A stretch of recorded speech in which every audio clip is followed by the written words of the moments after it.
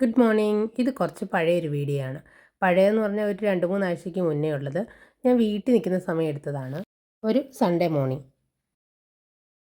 രാവിലെ കുറച്ച് കൂടുതൽ സമയം കിടന്നുറങ്ങാമെന്ന് വിചാരിച്ചു കഴിഞ്ഞാൽ വെട്ടം വന്നടിക്കുന്നത് കൊണ്ട് എനിക്ക് കിടക്കാനും പറ്റത്തില്ല. അപ്പോൾ രാവിലെ തമ്പുരു എഴുന്നേറ്റ് കഴിഞ്ഞിട്ട് കുറച്ച് സമയം അവന് തോട്ടിൽ പോകണമെന്ന് പറഞ്ഞ് വഴക്കുണ്ടാക്കി.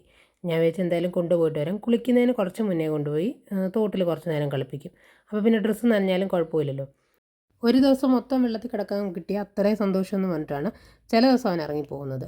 പിന്നെ ഞാനിട്ട് കയറി വരാൻ സമ്മതിക്കുകയില്ല. അങ്ങനെ വെള്ളത്തിൽ ഒരു അരമണിക്കൂർ സമയം കളിച്ചു. അത് കഴിഞ്ഞ് അവൻ്റെ കുളിയും ഫുഡ് കഴിപ്പും ഒക്കെ കഴിഞ്ഞിട്ട് ഇന്ന് ഞാൻ തന്നെ ഉച്ചക്കലത്തേക്കെല്ലാം കുക്ക് ചെയ്യാമെന്ന് വിചാരിച്ചു. അപ്പോൾ ഇന്നലെ പുറത്ത് പോയിട്ട് വന്നപ്പോൾ ചീനിയും വാങ്ങിച്ചിട്ടുണ്ടായിരുന്നു, മധുരക്കിഴങ്ങും വാങ്ങിച്ചിട്ടുണ്ടായിരുന്നു. കുഞ്ഞിന് കൊടുക്കാമെന്ന് വെച്ച് വാങ്ങിച്ചതാണ്. അവന് തോന്നിയാൽ കഴിക്കും, ഇല്ലെങ്കിൽ കഴിക്കത്തില്ല.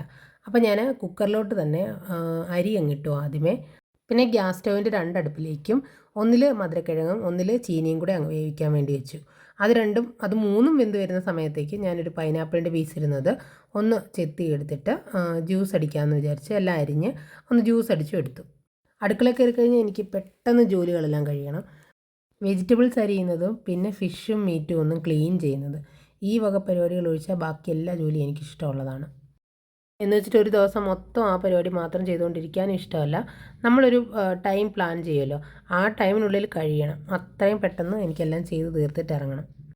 അപ്പോൾ ജ്യൂസ് അടിച്ച് എല്ലാവർക്കും കൊടുത്തു.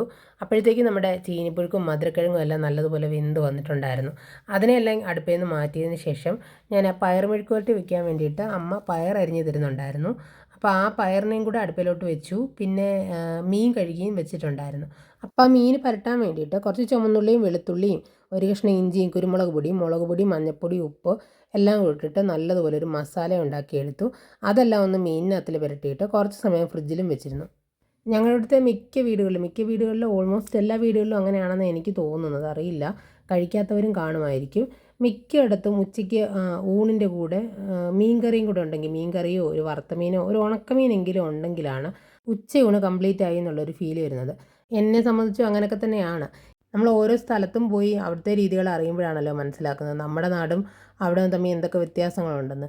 പാലക്കാട് വന്നിട്ടാണെങ്കിൽ അങ്ങനെ അധികം പേരൊന്നും എല്ലാ വീട്ടിലൊന്നും എല്ലാ ദിവസവും മീനൊന്നും വാങ്ങിക്കണമെന്ന് അങ്ങനെ നിർബന്ധമൊന്നുമില്ല. ഇവിടുത്തേതായ കുറച്ച് കറികളും അങ്ങനത്തെ രീതികളൊക്കെ ഉണ്ട്. പുളി കൂടുതൽ ചേർക്കുന്ന കറികൾ, പലതരത്തിലുള്ള പയർ വർഗ്ഗങ്ങൾ, അങ്ങനെയൊക്കെയാണ് കൂടുതൽ ഉപയോഗിക്കുന്നത്. മീൻകറി വെക്കുന്നത് പോലെ തന്നെ ഇവിടെ പയർ ഉപയോഗിച്ചും അങ്ങനെ കറികളൊക്കെ ഉണ്ടാക്കാറുണ്ട് കേട്ടോ. നല്ല ടേസ്റ്റുള്ള കറികളുമാണ്.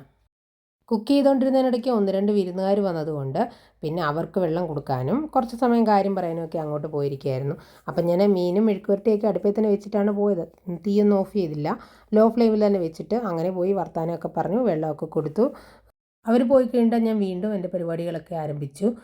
ഇനി തേങ്ങാ ചമ്മന്തിയും കൂടെ ഉണ്ടാക്കാമെന്ന് വിചാരിച്ചു ഉച്ചക്കലത്തേക്ക് വേണ്ടിയിട്ട്. നല്ലോണം ചെറിയുള്ളി ഇട്ടിട്ടാണ് ഞാൻ തേങ്ങാ ചമ്മന്തി ഉണ്ടാക്കുന്നത്. അതിൻ്റെ കൂടെ പുളിയെ ഉപ്പ് മുളക് പൊടിയെ എല്ലാം കൂടി ഇട്ട് നല്ലതുപോലെ ഒന്ന് അടിച്ചെടുത്താൽ മതി. നമുക്ക് ഏറ്റവും സിമ്പിളായിട്ട് ഉച്ചയ്ക്ക് ചോറിൻ്റെ കൂടെ ഉണ്ടാക്കാൻ പറ്റിയ ഒരു സംഭവമാണ്. അപ്പം നമ്മുടെ തേങ്ങാ ചമ്മന്തി റെഡിയായി. കറക്റ്റ് 11:30 ആയപ്പോൾ തന്നെ നമ്മുടെ പണിയെല്ലാം കഴിഞ്ഞിട്ടുണ്ടായിരുന്നു. ഞാൻ പിന്നെ കുളിയും തുണി നനയൊക്കെ കഴിഞ്ഞിട്ട് വന്ന് കറക്റ്റ് 1 മണിയൊക്കെ ആയപ്പോഴാണ് ഫുഡ് എടുത്തത്.